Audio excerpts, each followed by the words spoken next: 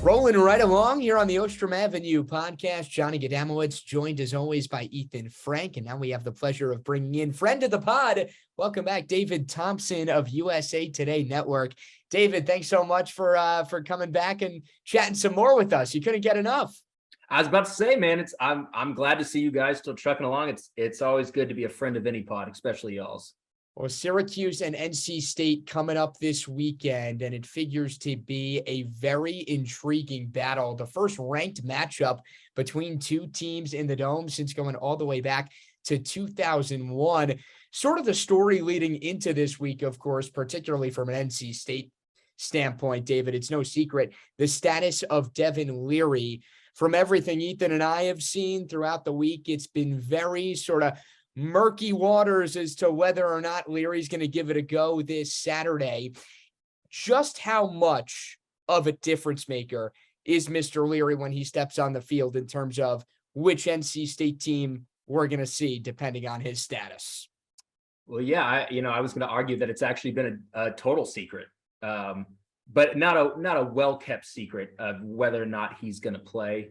I think for us who were there, who saw his injury, and then sort of got this vague timeline from Coach Dorn about, when someone says 1 to 6 weeks, even if you're being nice and you kind of middle that, you think it's very unlikely that he's going to play. But yeah, I mean, although statistically he has underperformed this year compared to last year, Devin Leary is absolutely the heart and soul of this team, a leader, a guy who has gone through a lot, someone who is very not too hot, not too cold, a very centered guy who his team has rallied around them. But I think regardless of who leads the offense, I think this team has enough depth and experience to still be maybe not its true form, but pretty close to that. But losing your starting quarterback for any program is big. And I think this now, after the Clemson losses, is the next biggest game that NC State has sort of to continue their hopes and dreams for the season of what they're trying to accomplish, and not having their arguably best player, biggest leader, it will obviously be a detriment. Absolutely. I've been following your Twitter based on what Dave Doran has been saying this week. And I mean, is there a word even better than vague to describe how he's been talking about this injury? I know you said it hasn't been a well-kept secret, but what about the injury that you know of makes it that much more difficult for him to play this weekend?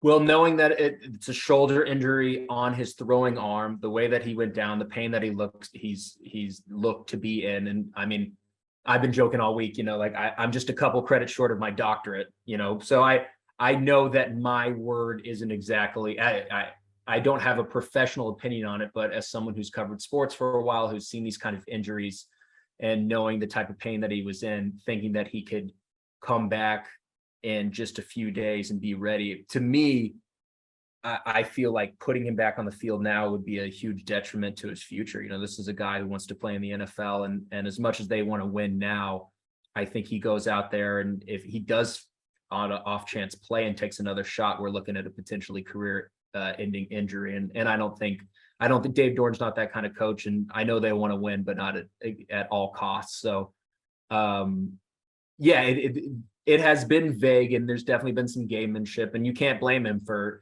wanting Dino Babers to prepare for more than one quarterback. That's all part of the fun, but I think and I know Dino Babers said the same thing of, we're preparing for multiple quarterbacks, but I think everyone kind of sees the writing on the wall, and that Jack Chambers will, 99% likely be the quarterback. But I've been wrong plenty of times in my career. Happy to be wrong. This is just, this is where the wind seems to be blowing.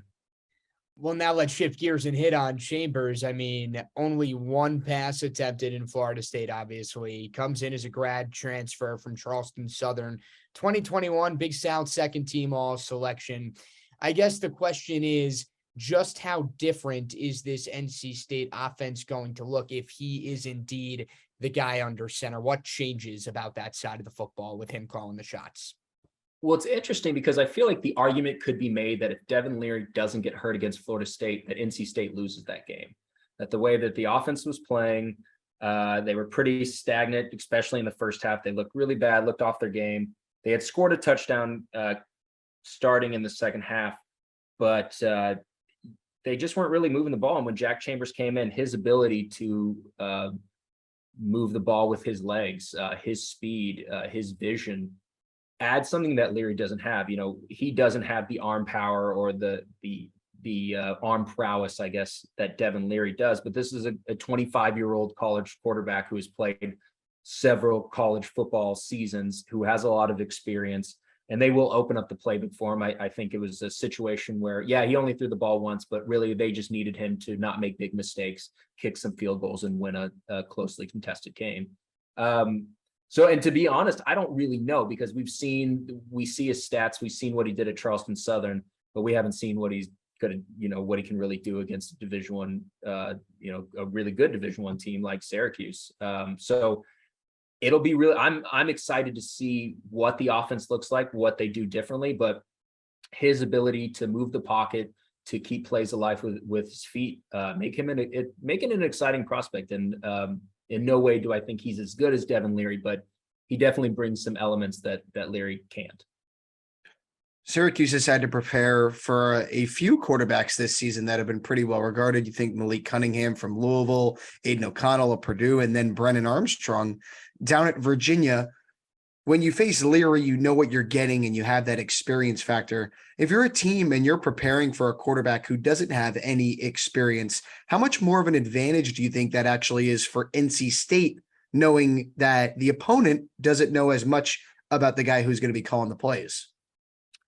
I mean, it's a huge advantage. I'd be really interested to see, the kind of film that Syracuse was looking at, the funny story when Jack Chambers transferred to NC State, the week one opponent was ECU, which is in the same conference as Charleston Southern. So he was telling me how, he's in the film room with NC State and they're watching him play ECU, and just kind of how he was like, oh God, they're preparing for a team by watching me play. So, I mean, there's definitely film out there. I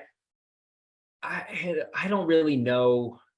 I think, you see that all the time in college football, right? That team's not playing well, first string comes out, and then all of a sudden the second string guy comes in. You're like, where the hell did this guy come from? And a lot of the times it's just because they just hadn't game planned. They're not ready to see what this guy can do. And then after a week or two, if that second string guy is still in, he kind of comes back to earth because guys have, film. And I think there's something to be said about maybe Dorn not wanting to pass as much and not to give Syracuse, I'm sure he wasn't thinking that in the moment, but not to give Syracuse a lot to look at when they look back at what Jack Chambers can do. I mean, there's one pass for them to game plan off of from what he's done this season, and then a smattering of things that he's done against huge con, and then when they played Charleston Southern. So I think absolutely it's an advantage, but I truly, because I haven't seen him play, am not really sure what to expect. But I can tell you this: I like the kid. He's 25. He's experienced. He left a full ride scholarship at Charleston Southern to walk on to this program on his final year, just to be around a Division I program.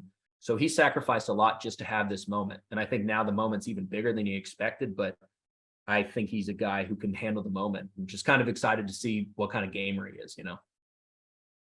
Just how much more, if at all, of a reliance on the running game do you foresee there being if indeed, Leary is a no-go? I think even if Leary does play, I know Syracuse has a good run defense, but I feel like this team has been slowly pivoting to a run-first offense anyway, just with the development of Demi Sumo, the way Jordan Houston has been playing. And they're both very good. They catch the ball well out of the backfield.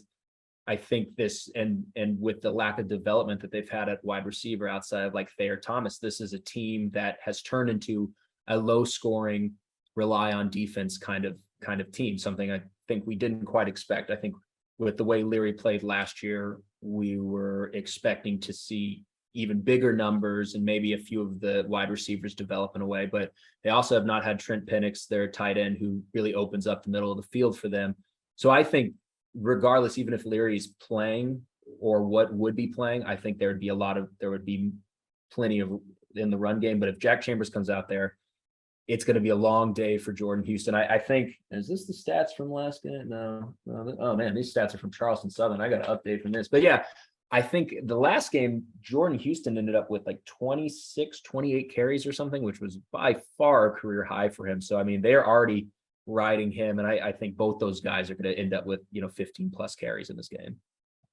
So when you think of potentially a backup quarterback under center, I've been to one game in the Dome this year. That was Syracuse against Purdue. Johnny, I know you were at the Virginia game, and I think I can speak for both of us when I say the crowd has been absolutely berserk up in Syracuse. They're expecting one of the biggest crowds, in the last few years in Central New York at this game. When you think of a backup quarterback making his, ACC in a way debut in this kind of atmosphere, what do you think that translates to? How will NC State handle this road environment? Well, I mean, I think they've already had to deal with the toughest road environment in the ACC, which is at Clemson. And I wouldn't say they handled it particularly well. In my experience covering this team, it's not a team that plays great on the road. But I don't think it's going to be something that is overwhelming. And I think they're going to try to play a game that takes the crowd out of it. These long, 8-12 play drives that kind of, makes people think, should we get a beer? Let's get a hot dog, that kind of thing. But I think personally, I think it's great that it's great for the ACC to have Syracuse be 6-0, have this be a ranked game, it's not a primetime game, but a 3:30 slot. And I know it's going to be electric, and I've been at basketball games in Syracuse, so I know how these crowds can get. So I'm hearing a lot of talk. I'm hearing like a lot of, this is going to be crazy. I want to see him bring it. I'm like, okay, you guys are excited. I want to see what that sounds like. I'm hearing a lot of talk, but I'm not calling out the fan base, and not that it matters that I do, but I'm excited to see and I know it's not the Carrier Dome anymore. It's the GVA. What is it? JMA Wireless. Can I just call it the Carrier? Can I just call it the Carrier Dome? I'm excited to hear what the Carrier Dome sounds like at a football game when it is at full. And what I've heard is it's a outside press box or an open air press box. So, and I personally love that. It was like that at Clemson too. I want to feel the electricity. I like atmosphere. Syracuse, of course, wrapping up a 4-game homestand, trying to make it a perfect 4-0. David, you alluded to the defense a little bit earlier. I want to do a little bit of a deeper dive on them. Obviously, it's a really stout group with the likes of Drake Thomas and Isaiah Moore. When you watch this defense, what is it about them to you that really stands out as maybe their biggest strength and perhaps an area where Syracuse can exploit any potential weaknesses? So the one thing I find myself doing a lot in the press box while watching this team is I go, I watch them put hits on guys where I go, oh shit. Yeah, I don't know if I can cuss, I apologize. But where I go, oh man, I would not want to take that hit. I don't want to take a hit from any of these guys, but they lay the hammer. I think people know when they play NC State, which very much fits into their blue collar, boots in the dirt kind of thing. They're a little thin in the secondary right now. They are going to have Tyler Baker-Williams back, which is big for them. A guy who had 2 interceptions and some other really big plays in 3 games, and he's been out for a little while, and he'll be back now. But it's a team that has struggled against mobile quarterbacks, which I know Garrett Schrader is, and I think that's going to be a big problem. Jordan Travis had he had a 71-yard run in the first half against NC State, and I really didn't think I think Garrett Schrader is a more mobile quarterback than Jordan Travis. So I worry about his mobility and what he can do there on the offense, and then the big playability of the wide receiver sometimes going over the top. I think they've been susceptible to that in the past. So this is the strength of this team is very much the defense. It's hard to run on them. It's hard to score on them, but there are holes to be exploited. And I think it happens the most when there's a mobile quarterback like Garrett Schrader. And I'm excited to see the Schrader, Sean Tucker, kind of thing. I know Sean Tucker has not been exactly what people expected, but I still think he's the best running back in the ACC, arguably. There's more of an argument. You can make that case. The Pitt last kid is year, pretty great. Yeah. yes. Last year, at NC State was the game Sean Tucker broke the Syracuse single season rushing record in a game that the Wolfpack, thoroughly handled the Orange. But this time it's here in New York. So speaking of Tucker, you talk about this NC State defense, and Tucker's a guy who, his biggest games of the season have come against, the worst team Syracuse has played. When Syracuse played Virginia and Purdue, his high in rushing yards was only 60. And something I think I've noticed, and I don't know about you, Johnny, but he's been utilizing the passing game a lot this season. Do you think there is an exploitation factor for Syracuse to getting Sean Tucker involved in the passing game, whereas, trying to run at those linebackers might not be as good of a strategy? I mean, that's the best thing you can really, the linebackers are so fast and they're able to get to the sidelines well. It is a tough game to be a running back against NC State. I will say this, I just learned about his weekly Twitter thing where he goes, I think I played well. I didn't think I played well, kind of thing. And I had someone ask me, like, how do you think he's gonna? What do you think he's gonna be posting on Sunday? And I know they're going to utilize him. It's just, I think it's going to be a tough game for him. But if they watch what Florida State did, there are areas where NC State can be exploited, and I don't know necessarily if that is in the passing game. But I know they'll try to, I don't know. Do they use a lot of like read option type of thing? Not as much this season as last season. Yeah. This season, it's been more either it's a Tucker straight up run or it's a, Schrader designed run or pass. It's been more, Schrader's runs have come on more of scrambling or design runs than they have on the read option this year. Okay. Yeah. I'm not really sure how to answer this question, to be honest with you. If you can't tell, I don't really know how they're going to utilize him best, but running down the middle against this team doesn't usually become very beneficial. So I imagine they'll get interesting, try to get him into space. And I would think, build that confidence, because I think they're going to need him to score at least a touchdown in this game to win. I do think it's going to be a low scoring game personally. Right. So the point is that, they're not going to be able to use the prototypical ways of getting a running back involved against a defense as stout as this. Right. There it is. Look at that. You summarized that. It took me 3 minutes to say what you said in 10 seconds. This is why I'm the guest and you're the host.